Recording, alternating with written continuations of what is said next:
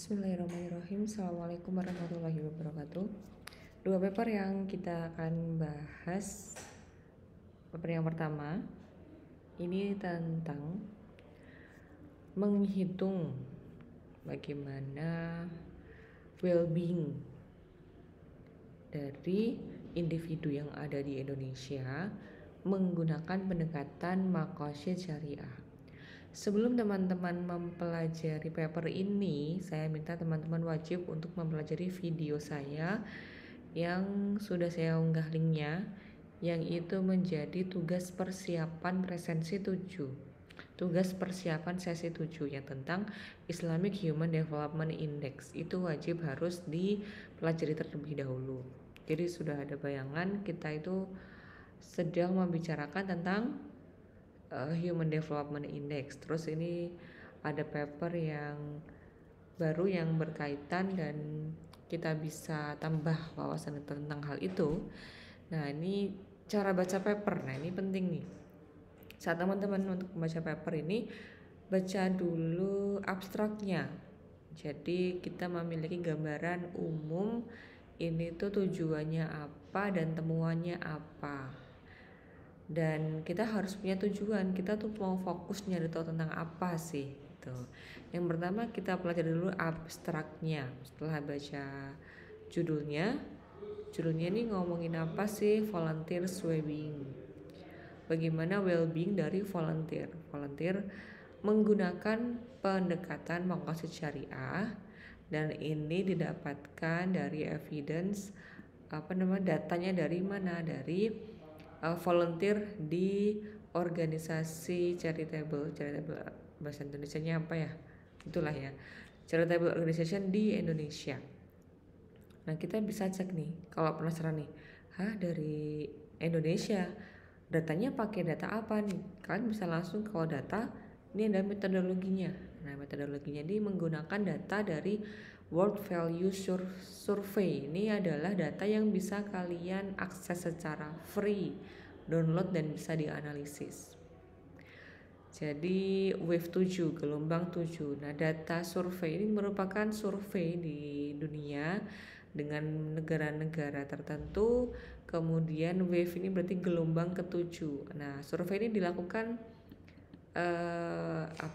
frekuentif gitu ya. Sudah dilakukan 7 kali, sekian kali, dan si paper ini menggunakan data World Value Survey atau bisa disingkat WVS gelombang 7. Nah, sampelnya ada berapa? Ada 504 orang Muslim volunteer yang merupakan anggota aktif member dari organisasi charitable di Indonesia. Itu datanya. Jadi ada 504 orang yang dianalisis. Tujuannya apa sih?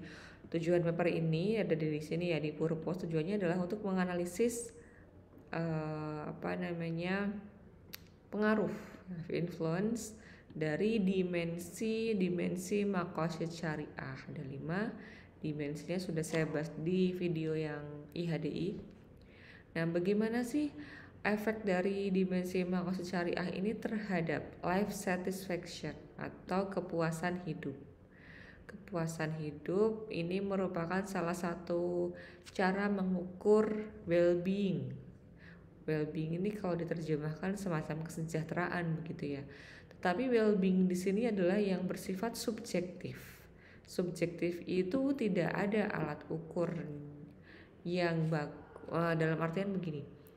Kalau kita mengukur tinggi badan, kita akan ukur pakai meteran atau penggaris. Ada ukurannya berapa senti. Nah, kalau kesejahteraan kita bisa ukur pakai apa? Misalnya pakai pendapatannya berapa sih uangnya. Itu well-being yang bersifat objektif gitu ya. Ada ukuran uangnya gitu. Berapa sih nominal uang?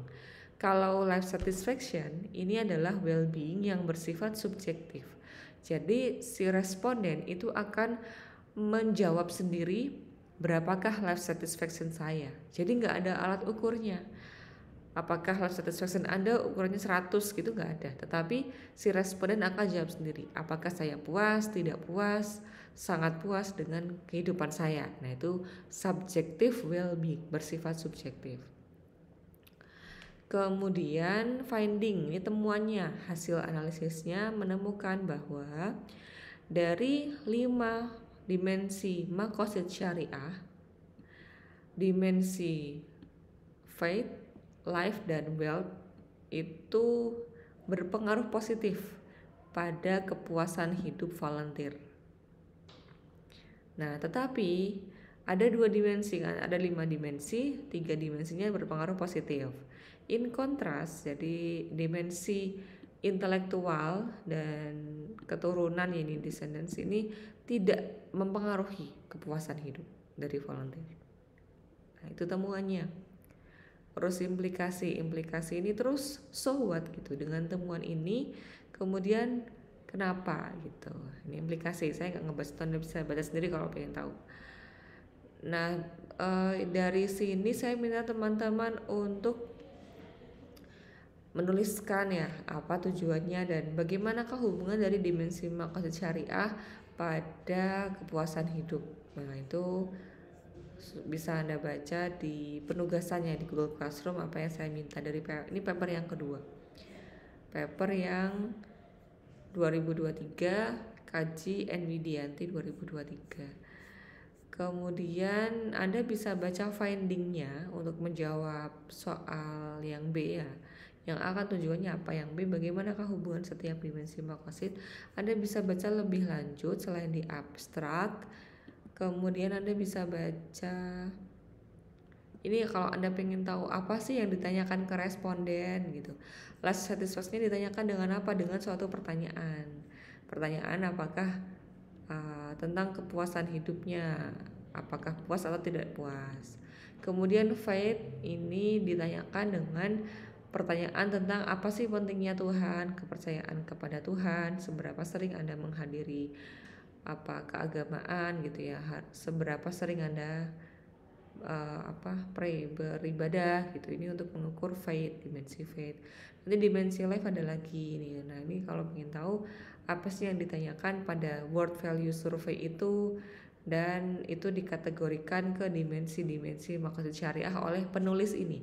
Nah, jadi penulis ini nyari pertanyaan di BVS mana sih yang bisa dihubungkan ke dimensi maqasid syariah. Jadi dimensi faith, life, intellectual ini nggak muncul di BVS ya, ini nggak muncul di World Value Survey. Ini yang memunculkan, menghubungkannya ke dimensi ini adalah si penulis ini. Oke, kita lanjut untuk melihat bagaimana. Nah, ini Anda bisa baca di sini.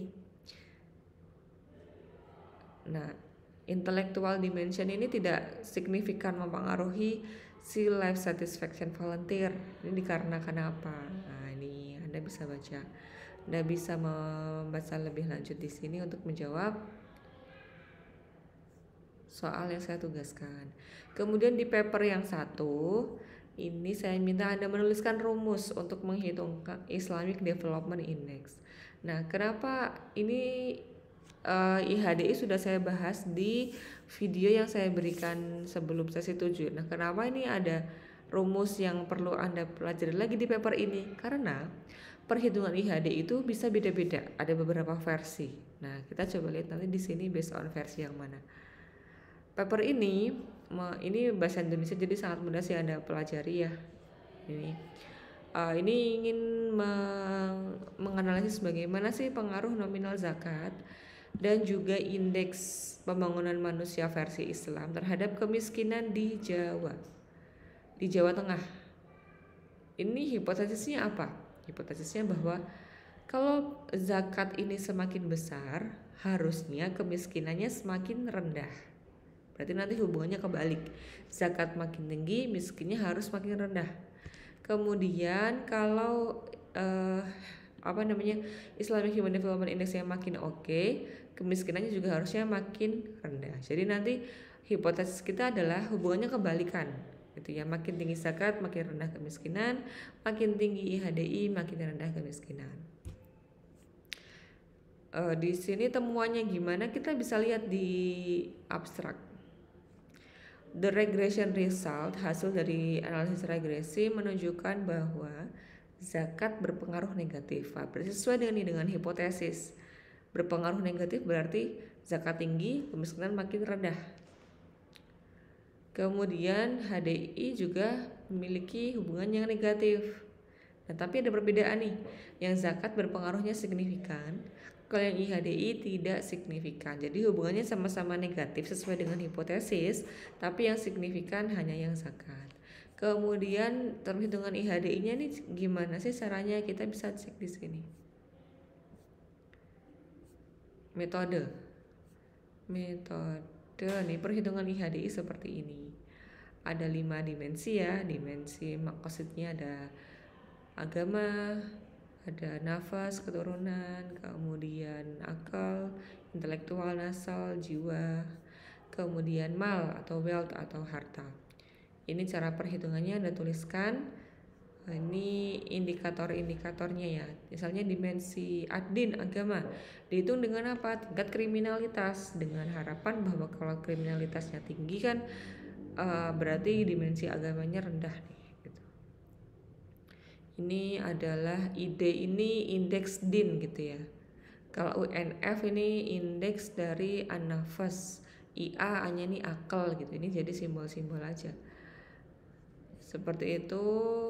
Dan endingnya IHDI dihitung dengan rumus ini 2/6 kali ID ditambah 1/6. Ini saya bahas ada di video yang IHDI yang sebelumnya. Gitu, silahkan Anda kerjakan tugasnya, ditulis di persyaratan dengan rapi.